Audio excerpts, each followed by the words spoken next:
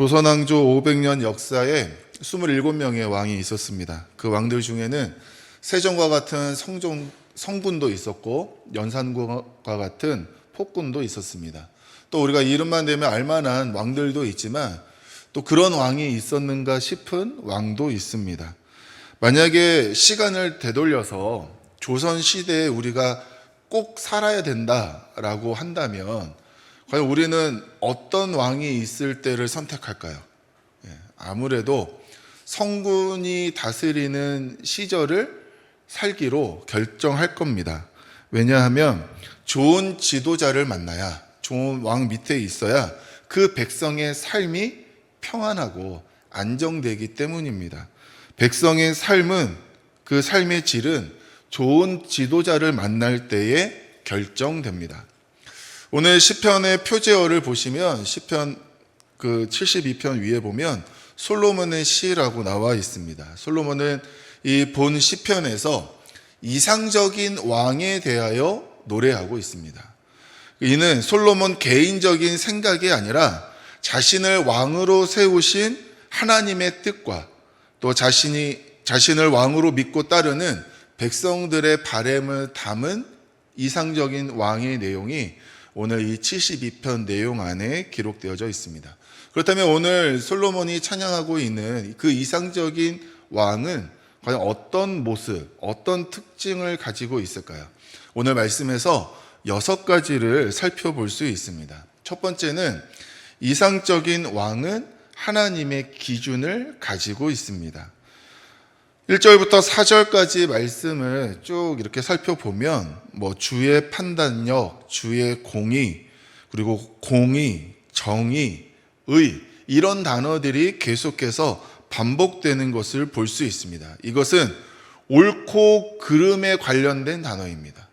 즉 2절 말씀에 나오는 재판이라는 단어와 연관이 있는 단어입니다. 그래서 주의 판단력, 주의 공의가 있어야 주의 백성, 주의 가난한 자들을 재판할 수 있다라는 뜻을 가지고 있는 내용으로 이상적인 왕은 나의 기준, 나의 판단으로 재판하고 다스리는 사람이 아니라 오직 하나님이 주시는 지혜와 능력을 통해 하나님의 기준을 가지고 판단하고 모든 것을 이끌어가는 사람이라는 것을 첫 번째로 이야기하고 있습니다.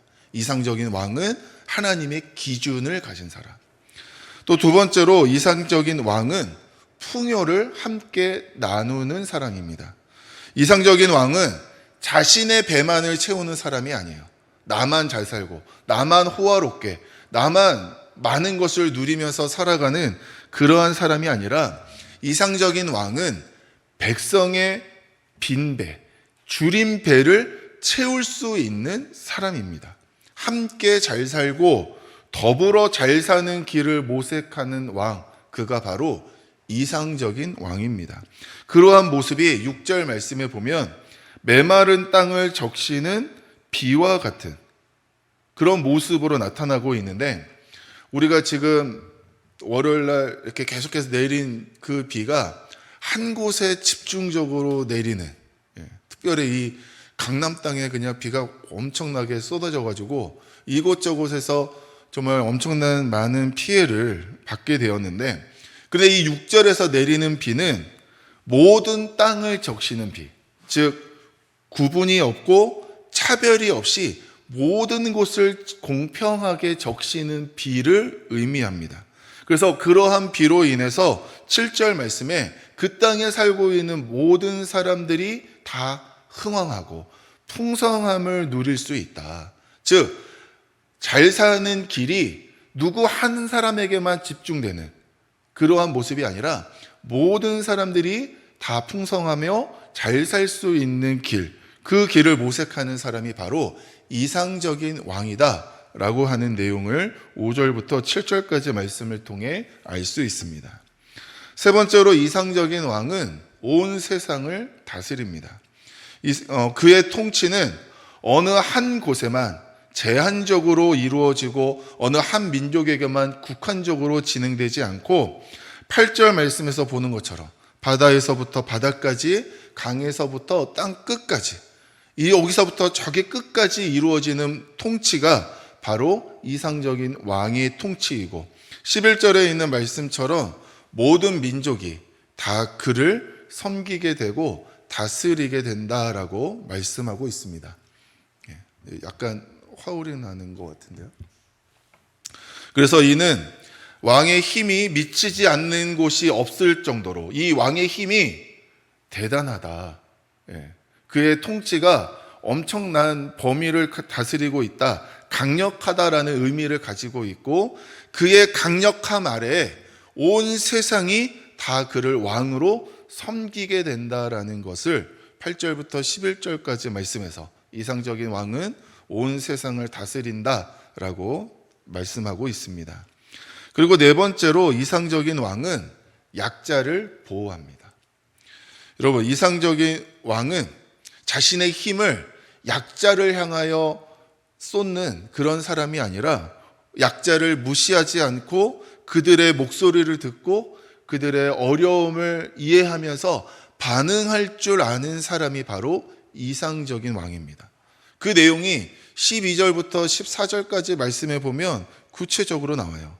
그는, 즉 이상적인 왕은 궁핍한 자가 부르짖을 때 건지고 도움이 없는 가난한 자도 건지고, 또 그는 가난한 자와 궁핍한 자를 불쌍히 여기며 궁핍한 자의 생명을 구원하며 그들의 생명을 압박과 강포에서 구원하리니 그들의 피가 그의 눈 앞에서 존귀히 여김을 받으리로다. 즉 이상적인 왕은 백성의 고열을 빼먹는 사람이 아니라 그들의 힘들고 어려운 상황을 불쌍히 여길 줄 알고 그 상황으로부터 그들을 구원해 주는 사람, 즉 약자를 존귀히 여길 줄 아는 사람이 이상적인 왕이다라고 말씀하고 있습니다. 또 다섯 번째로 이상적인 왕은 복의 통로입니다. 여러분 17절 말씀에 보면 이런 말씀이 있습니다. 사람들이 그로 말미암아 복을 받으리니 모든 민족이 다 그를 복되다 하리로다. 그러니까 이 이상적인 왕이 통로가 되어서 그를 통해 백성들에게 복이 전해지고 모든 민족이 그 복을 전해주는 그 왕을 복되다라고 찬양한다라는 이야기가 바로 이 17절 말씀 가운데 기록되어져 있습니다. 이상적인 왕은 풍성함과 왕성함을 누리게 되는데 그게 자신만의 것이 아니라 그의 통치 아래에 있는 많은 사람들에게 나누어 줄 수 있는 모든 백성들에게 나누어 주는 일이 된다는 것입니다. 그래서 이상적인 왕은 백성들에게 복의 통로가 되고 그 복의 통로를 통해 풍성함과 축복을 누리는 백성들이 왕을 복되다라고 찬양한다, 칭송한다라는 내용이 바로 이 15절부터 17절까지의 내용입니다. 그리고 마지막으로 이상적인 왕은 하나님께 영광이 됩니다. 18절, 19절 말씀에 보면 하나님을 찬송한다라는 내용이 18절에 나오고 19절에도 연이어서 나오는 것을 볼 수 있습니다. 이상적인 왕을 이야기하다가 하나님을 찬양하는 이야기가 나오는 것이 어떻게 보면 별로 연결점이 없어 보입니다. 그런데 이상적인 왕의 통치가 그 통치 아래에 있는 백성들의 입장에서 보면 하나님께서 우리에게 이렇게 좋은 왕을 주셨기 때문에 그로 인해서 우리가 이 왕을 통해 풍성함을 누리고 어렵고 힘든 상황에서 풀려지게 되고 우리가 고통이 있고 어려움이 있을 때마다 얘기하면 그거를 듣고 해결해 주는 왕이 있다라는 사실이 너무나도 감사한 거죠. 그래서 우리에게 이러한 왕을 주신 하나님, 그 하나님을 찬양하고 하나님을 높이는 모습이 바로 백성들의 입을 통하여 나타나게 된다. 즉 이상적인 왕의 존재가 백성들의 입장에서는 감사의 이유, 기쁨의 이유가 되기 때문에 그러한 좋은 왕을 주신 하나님께 찬양한다라는 것이 바로 18절, 19절 말씀에 기록되어져 있습니다. 그렇기 때문에 이상적인 왕은 하나님께 영광이 된다라는 것을 우리는 알 수 있습니다.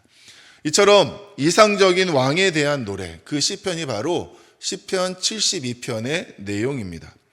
그런데 문제는 무엇이냐면 과연 이러한 6가지로 살펴본 이 이상적인 왕이 과연 이 땅 가운데 존재하느냐는 것입니다. 하나님의 기준을 가지고 또 자신의 풍요를 함께 나누고 또 온 세상을 통치하고 또 약자를 보호해주고 또 복의 통로가 되며 하나님 앞에 영광이 되는 과연 이러한 이상적인 왕이 과연 존재하느냐는 거예요. 이 노래를 부른 솔로몬도 이러한 이상적인 왕이 되지 못했습니다. 또 이 솔로몬에 이어서 계속해서 이 노래를 부르며 왕이 됐을 유다의 많은 왕들도 이상적인 왕이 되지 못했습니다. 이상은 이상으로 끝나는 것 같습니다. 그런데 이런 이상적인 왕이 바로 우리에게 있습니다. 메시아, 바로 예수 그리스도가 우리의 가장 이상적인 왕이 되어 주시는 줄 믿으시기를 바랍니다. 여러분, 이사야 32장 1절 말씀에 예언된 공의와 정의로 통치하고 다스릴 그 장차 올 그 왕이 바로 예수 그리스도, 우리의 왕이 되어 주시는 줄 믿으시기를 바랍니다. 이 말씀에서, 오늘 말씀에서 알아본 이상적인 왕의 기준에 맞추어서 예수님을 살펴보면 이것이 딱 예수님께 적용되는 내용이구나, 정말 예수님이 우리의 이상적인 왕이구나 라는 것을 우리가 다시 한번 깨닫게 됩니다. 여러분, 첫 번째로 아까 이상적인 왕은 하나님의 기준을 가졌다라고 말씀드렸어요. 여러분, 예수님이 어떤 분이십니까? 하나님과 동등된, 하나님과 본체이시지만 하나님의 뜻에 의해서, 하나님의 섭리에 의해서 이 땅 가운데 인간의 몸으로 오셨고, 이 땅에서 하나님 나라를 선포하셨고, 또 이 땅에서 십자가의 고난을 당하시고 죽기까지 하나님의 뜻 앞에 순종하신, 하나님의 기준 앞에 순종하신 분이 바로 예수님이십니다. 이 땅 가운데서 사역하신 그 공생의 모든 순간들을 보더라도 예수님께서는 스스로 하시는 일이 아니라 오직 하나님의 기준과 하나님의 뜻에 합한 일들을 이루어 가셨다라는 것을 우리는 복음서의 말씀을 통해서 우리는 보고 알고 믿고 있습니다. 즉, 예수님은 하나님의 기준으로 이 땅 가운데 구원을 이루셨고 구원받은 백성의 삶을 통치하시는 우리의 왕이 되신 줄 믿습니다. 하나님의 기준을 가지신 우리의 왕, 그분이 바로 예수 그리스도이십니다. 두 번째로 이상적인 왕은 풍요를 나눈다라고 말씀드렸어요. 여러분, 죄와 사망의 얽매인 인간이 누릴 수 있는 가장 풍성함이 무엇이겠습니까? 우리가 누릴 수 있는 풍성함은 물질에 있지 않습니다. 명예에 있지 않습니다. 다른 이 세상에 다른 것에 있는 것이 아니라 우리가 누릴 수 있는 풍성함은 오직 구원에 있습니다. 사망에서 생명으로, 지옥에서 천국으로 옮겨지는 이 구원의 역사가 우리의 삶을 가장 풍성하게 하는 줄 믿으시기를 바랍니다.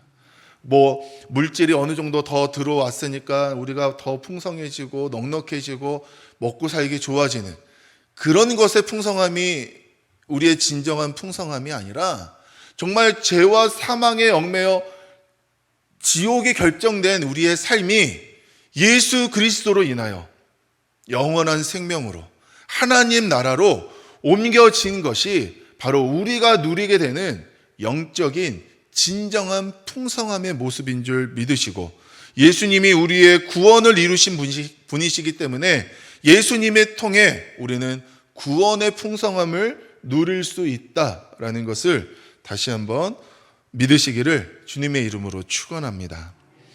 세 번째로 이상적인 왕은 온 세상을 다스린다라고 말씀드렸습니다. 예수님의 십자가 사건 이후에 시대와 문화와 국경을 초월하고 뛰어넘어서 주님을 믿는 사람들은 이 땅 가운데 존재합니다. 예수님의 복음이, 예수님의 십자가가 들어간 그곳에는 예수님을 따르는 주의 백성들이 존재합니다. 또한 빌립보서 2장 10절 말씀을 보면 하늘에 있는 자들과 땅에 있는 자들과 땅 아래에 있는 자들로 모든 무릎을 예수의 이름에 꿇게 하시고, 즉 하나님께서 하늘과 땅과 땅 아래에 있는 모든 자들이 예수의 이름 앞에 무릎 꿇을 수 있도록 주님의 이름 앞에 강력한 힘을, 권세를 주셨다. 즉 예수님의 통치가 미치지 않는 곳이 없고 예수님의 통치권 아래 무릎 꿇지 않을 존재가 없다라는 것을 이 빌립보서 2장 10절 말씀을 통해 우리에게 선언하고 계십니다. 예수님은 온 땅을 다스리시는 구세주, 왕이신 줄 믿으시기를 바랍니다. 네 번째로 이상적인 왕은 약자를 보호한다라고 말씀드렸어요. 여러분, 예수님께서 공생의 사역을 시작하시면서 회당에서 이사야서에 나오는 글을 읽으십니다. 그때 읽으셨던 글 내용이 나오는 장면이 누가복음 4장 18절 말씀 가운데 기록되어져 있는데, 이 말씀을 보면 주의 성령이 내게 임하셨으니 이는 가난한 자에게 복음을 전하게 하시려고 내게 기름을 부으시고 나를 보내사 포로된 자에게 자유를, 눈먼 자에게 다시 보게 함을 전파하며 눌린 자를 자유롭게 하고, 이어 19절 말씀에 주의 은혜의 해를 전파하게 하려 하심이라 하였더라.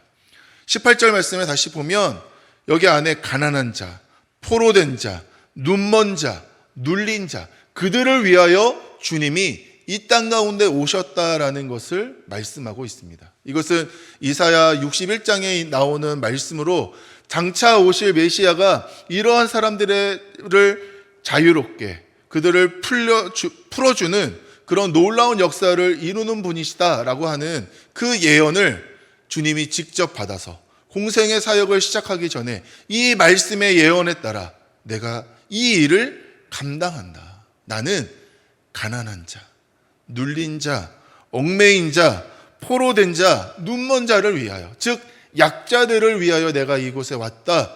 내가 그들을 자유롭게 하리라 라고 하는 말씀이 바로 이 누가복음 4장 18절에 나오는 말씀입니다. 예수님께서는 약자에 대하여 관심을 갖고 약자를 보호하시는 이상적인 왕이심을 우리는 다시 한번 보게 됩니다. 또 다섯 번째로 이상적인 왕은 복의 통로가 된다라고 말씀드렸어요. 요한복음 14장 6절 말씀에서 보면 예수님께서 하나님을 향한 유일한 길이 되심을 선언하고 있습니다. 내가 곧 길이요 진리요 생명이니 나로 말미암지 않고서는 아버지께로 올 자가 없다라고 말씀하십니다. 즉 하나님께로 갈 수 있는 유일한 길은 예수님밖에 없다는 것입니다.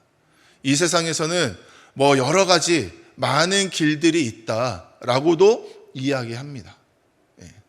다른 종교를 통해서도 아니면 선한 일을 통해서도 다 우리 천국 갈 수 있지 않냐, 좋은 데 갈 수 있지 않냐라고 이야기하지만 예수님의 말씀, 내가 곧 길이다.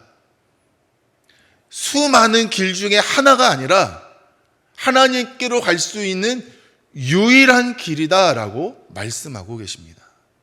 그래서 하나님께로 갈 수 있는 유일한 길이 되시는 예수님, 이거를 뒤집어서 이야기하면 하나님으로부터 오는 것도 예수님을 통하지 않고서는 우리가 받을 수 없다라는 것이죠. 간구를 들을 수 있는, 응답을 받을 수 있는 그 유일한 통로가 예수님이 되시기 때문에 우리가 기도할 때 그 기도의 마지막 마침을 무엇으로 합니까? 예수님의 이름으로 하게 되는 겁니다. 유일한 통로가 되시는 그 예수님이 바로 우리의 이상적인 왕이 되심을 믿으시기를 바랍니다. 마지막으로 이상적인 왕은 하나님께 영광이 됩니다. 요한복음 17장 1절 말씀에서 예수님께서 하나님께 이제 대제사장적인 기도를 주님 앞에 올려드리는 내용이 나오는데 그의 첫 시작에서 예수님 뭐라고 말씀하시냐면 예수께서 이 말씀을 하시고 눈을 들어 하늘을 우러러 이르시되 아버지여 때가 이르렀사오니 아들을 영화롭게 하사 아들로 아버지를 영화롭게 하게 하옵소서라고 말씀하고 있어요. 아들로 아버지를 영화롭게 하옵소서. 즉 내가 하나님의 영광이 되기를 원합니다라는 기도입니다. 내가 영광을 누리는 주인공이 되기보다 내가 하나님께 영광이 되는 도구가 되기를 원합니다라는 기도가 바로 이 17장 1절의 내용입니다. 바로 그러한 삶을 사신 분이 바로 예수님이세요. 내가 주인공이 되기보다 하나님의 구원의 역사에 하나님께서 이루어 가시는 그 놀라운 구원의 섭리에 내가 도구가 되기를 원하고 그 일을 통해 하나님께 영광 돌리기를 원합니다 라고 하는 삶이 바로 예수님의 삶이었습니다. 또한 예수님을 믿는 우리는 그러한 놀라운 역사를 이루신 그 예수의 이름을 통하여 하나님을 찬양하고 하나님께 영광 돌리고 하나님을 높이게 된 줄 믿습니다. 그렇기 때문에 우리가 예수의 이름을 통해 하나님을 찬양하고 높이는 그 놀라운 삶을 우리가 직접 지금 살고 있기 때문에 예수님은 하나님께 영광이 되셨습니다. 이처럼 예수님은 솔로몬이 고백하는 이상적인 왕의 기준에 모두 부합하는 분이십니다. 그래서 정리해 보면 이렇습니다. 여러분 하나씩 같이 한번 읽어볼까요? 첫 번째, 예수님께서는 하나님의 기준으로 통치하시는 왕이십니다. 예수님께서는 백성의 삶을 풍성하게 하시는 왕이십니다. 예수님께서는 온 세상을 통치하시는 강력한 왕이십니다. 예수님께서는 세상의 약한 사람을 보호하는 왕이십니다. 예수님께서는 복의 근원, 복의 통로가 되시는 왕이십니다. 예수님께서는 하나님께 찬송과 영광의 이유가 되시는 왕이십니다. 믿으십니까? 믿으십니까? 그러므로 우리는 우리의 삶의 진정한 왕은 예수님밖에 없음을 믿고 고백하고 그렇게 살아야 되는 줄 믿습니다. 그러므로 오늘 우리는 이 말씀을 통해 이런 고백을 해야 됩니다. 예수님은 나의 왕이십니다. 한번 같이 한번 해볼까요? 예수님은 나의 왕이십니다. 우리 옆에 분들하고 한번 인사하시죠.